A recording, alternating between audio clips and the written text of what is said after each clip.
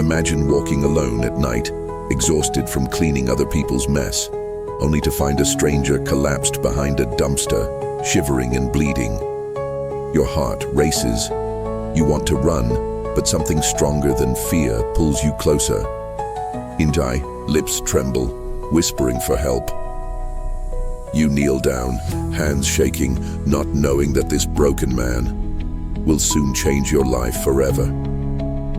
Before we continue with the story, tell us where you're watching from. We'd love to hear your thoughts. Don't forget to like and share this story with your friends and loved ones to help spread something positive. May you be rewarded for subscribing, liking, commenting, and sharing this story. Now let's begin the story.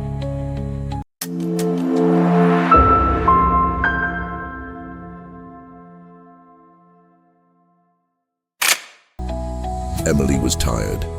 Her back ached from mopping floors all day at the local diner. The night was cold, and her coat was too thin to fight the wind. As she passed the alley behind the restaurant, she saw something that made her freeze.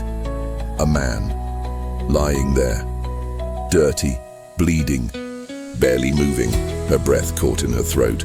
For a moment she hesitated, but then the man let out a weak groan, and something inside her broke. She ran to him.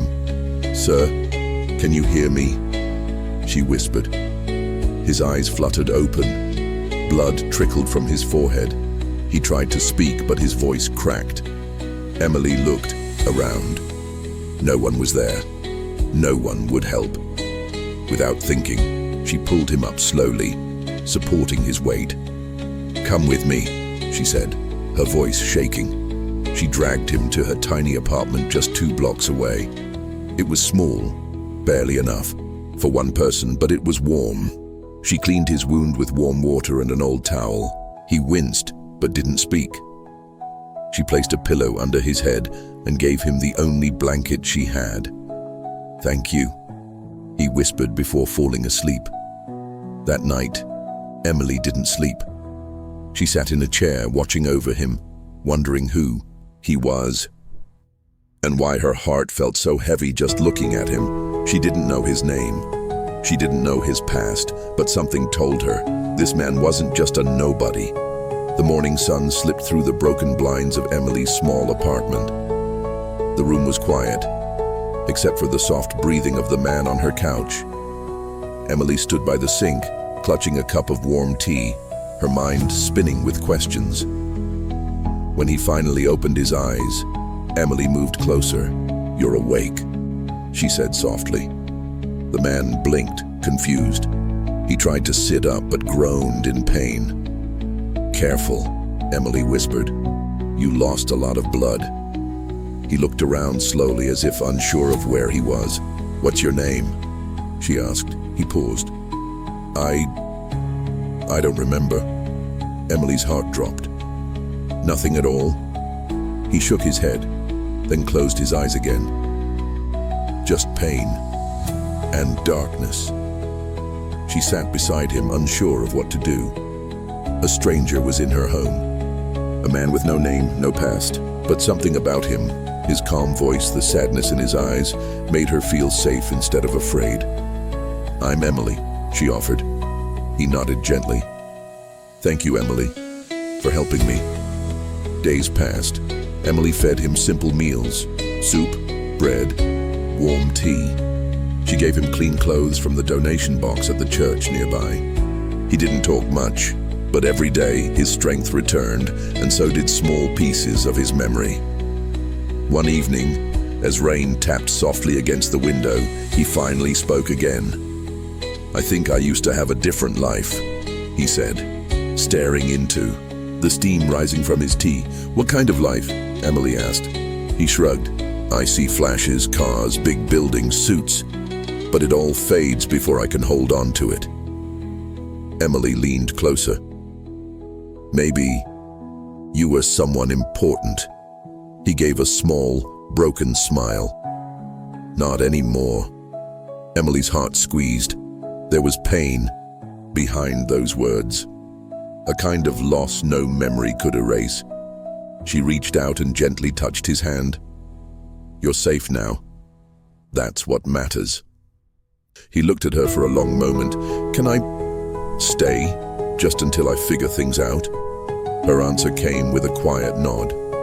"Yes, you can stay." But outside her apartment, in the shadows of the city, someone was already looking for him, watching, waiting, and soon, secrets would begin to rise. The next morning, the knock on Emily's door was sharp, quick, repeated. She froze. The man, still nameless, was already on his feet. "Stay back," he whispered, hiding behind the kitchen wall. Emily stepped forward and opened the door just a crack. "Good morning, ma'am," said a man in a dark suit. His voice was cold, his smile forced. "We're looking for someone." Emily tensed. "Who?" The man held up a photo. "This person. His name is Ethan Carter. We believe he's homeless and may have come through this area." Emily stared at the picture. It was him. Messy hair, tired eyes, but unmistakably the man sleeping in her home. She swallowed hard. "I haven't seen him. Sorry." The man studied her face. "If you do, please call us. He's in danger. He might be confused. Might say things that don't make sense." She nodded slowly. "Okay." As soon as the door shut, she locked it and ran to him. "They're looking for you," she whispered. He was silent. "I saw the picture. They called you Ethan Carter." He sat down slowly, gripping the edge of the table. "Ethan," he repeated. "That name, it feels familiar." "You need to remember," she said. "You need to tell me the truth." He looked at her, eyes dark with fear. "I think someone tried to kill me, Emily." Her breath caught. "I don't know why, but I see flashes, a boardroom, papers, angry voices, and then running, blood. Then nothing." Emily's heart pounded. "You're not just some homeless man, are you?" He shook his head. "I don't think I ever was." Outside, rain began to fall. Thunder rolled through the city like a warning. Suddenly, his hands began to tremble. "I remember something else. A name. Dawson Holdings." Emily gasped. That name belonged to one of the richest corporations in the country. She had cleaned their office building before. "You were with them?" she asked. "I think I was one of them." Silence fell. Emily's tiny apartment felt like it was closing in, and then the power went out. Total darkness. Ethan stood up slowly. "They found me." Emily reached for his hand, gripping it tightly. But they both knew whatever was coming was already close. The storm outside raged louder, but inside Emily's apartment, the silence was terrifying. Ethan paced back and forth in the dark, his breathing shallow. Emily stood near the window, peeking through the blinds. The streets were empty, but something in the air felt wrong. Suddenly, her phone buzzed. A message from an unknown number. "He is not safe there. They will come for him. Leave now." Emily dropped the phone. Her hands trembled. She looked at Ethan. "We have to go." He didn't ask questions. He just nodded. Minutes later, under the cold rain, they walked through narrow alleys and empty roads, avoiding every light and every sound. Ethan's memory was still broken, but his instincts were sharp. He moved like someone trained to survive. They reached a small motel on the outskirts of town. Cheap, quiet, forgotten. Emily paid in cash. Inside the room, Ethan finally spoke. "I think I know who's after me." She turned to him, soaked and breathless. "My name is Ethan Carter. I used to be the CEO of Dawson Holdings." Emily's heart dropped. "I went missing 3 months ago. The news said I drowned, but I didn't. I escaped." She stepped back in shock. "I discovered something. My company was being used. Dirty deals, bribes, even contracts with criminal groups. When I confronted them, they tried to silence me." Emily sat down, her face pale. And now they want you dead to keep it buried. Ethan nodded. They don't know I survived, but if they find me again, it's over. Suddenly, there was a knock at the motel door. Once, twice. Neither of them moved. Then a voice. Room 12, we know you're in there. Emily and Ethan exchanged one look. No time to think. Ethan grabbed her hand, and they ran to the bathroom. He pulled open the tiny window. Rain poured in. Without a word, he helped her through and followed. Behind them, the door was kicked open. Gunshots, screams from the motel staff. Emily and Ethan ran through the alleyways again, soaked, cold, hearts racing. They had nowhere left to go. Then Ethan stopped. He looked at the distant skyline, a tall building, familiar and haunting. I know that place, he said. That's where it all started. Emily looked at him, confused. What do you mean? He turned to her. I need to go back. I need to take back everything they stole from me. Emily grabbed his arm, eyes wide with fear. They'll kill you. His voice was calm, steady, different. Then let them try. Rain kept falling, cold, relentless, but nothing could wash away the fire in Ethan's eyes.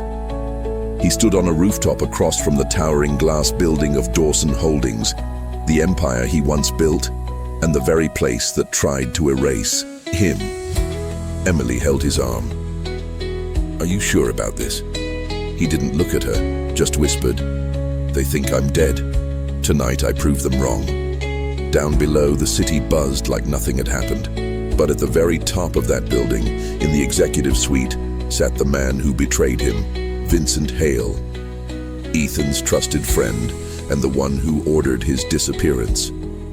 Inside the building, security was tight. Cameras, guards, key cards. Ethan watched their patterns carefully. Then he moved. Through the underground garage, past blind spots only someone who had designed them would know. He was a ghost in his own empire. Emily stayed in the car, watching the security feed from a hacked tablet Ethan gave her. You've got 30 seconds before the next patrol, she whispered through the earpiece. Copy, Ethan answered calmly. He reached the elevator, disabled the camera, slipped in, floor by floor. Memories flooded back. The late nights, the boardroom betrayals, the moment he realized the company he loved had been stolen from him.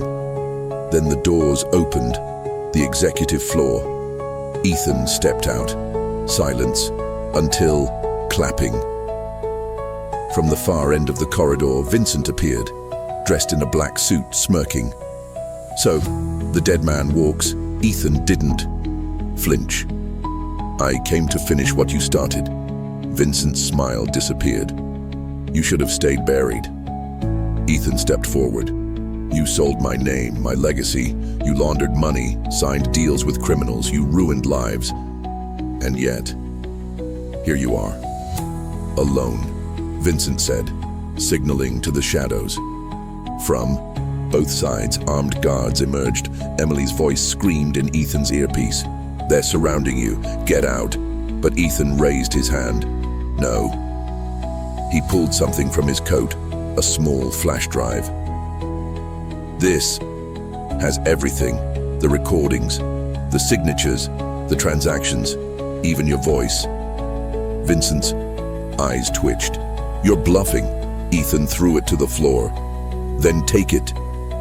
Vincent hesitated, and that's when the sirens started. Red and blue lights flooded the windows. The FBI stormed in from the roof and the ground floor. Guns drawn, commands shouted. Vincent's face turned white. Emily burst through the stairwell, running to Ethan. You called them? She asked, shocked. I sent the files 2 hours ago, he said calmly. I just needed to watch him fall. Agents surrounded Vincent. He screamed, This isn't over, you hear me? But Ethan didn't even look at him. He turned to Emily, held her hand, and walked away.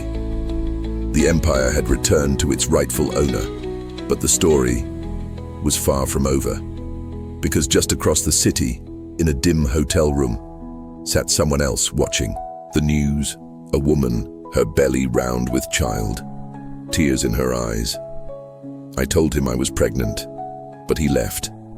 Her name was Clara, and she had a secret that could destroy everything Ethan just built.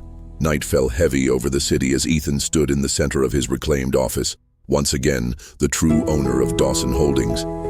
But peace still refused to come. The storm was not over.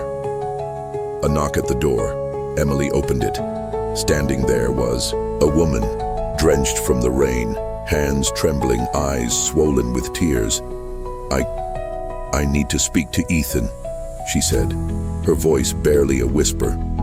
Emily stepped back cautiously. Ethan turned, eyes narrowing. Then his voice dropped. Clara? Clara nodded slowly, her hands wrapped protectively around her stomach. I didn't know where else to go. Ethan moved closer, confused, guarded.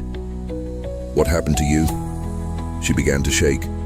I'm pregnant, and the father is Vincent Hale. The name hit like a bullet. Clara sat down, exhausted. I met him before all of this. He said he loved me, promised me a future, but when I told him I was pregnant, he disappeared. Emily's face hardened. He fled the country last night. Clara looked down. He left me with nothing, but more than that, I have something you need to see. She pulled out a small recorder from her purse. I recorded our last conversation.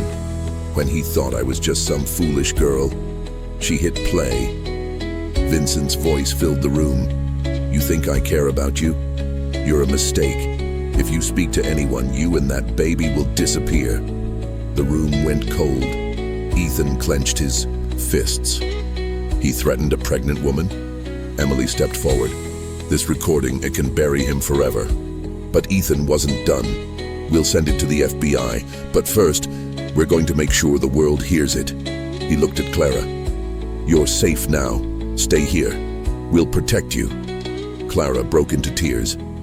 Thank you. I thought I was alone. Ethan turned to Emily. I want every media outlet in the country to get that tape. Vincent won't just be behind bars. He'll be remembered for what he truly is, a coward. The next morning, the headlines exploded.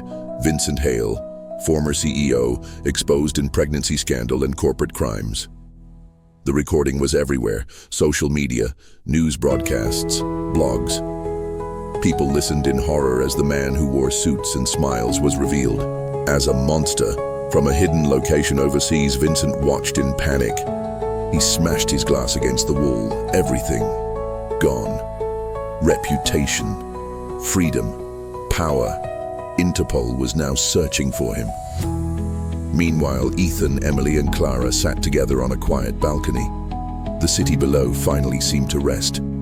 Clara turned to Ethan. I don't expect anything from you. I just wanted the truth to come out. Ethan nodded. You did more than that. You saved lives. And your baby will never have to live in the shadow of a lie. Emily smiled softly. And you're not alone anymore. The wind blew gently. The lights of the city sparkled like stars. For the first time in a long time, it felt like justice had won. And as Clara rested her hand over her growing belly, a quiet peace settled in the room. Love had started this story. Betrayal tried to destroy it. But truth had the final word.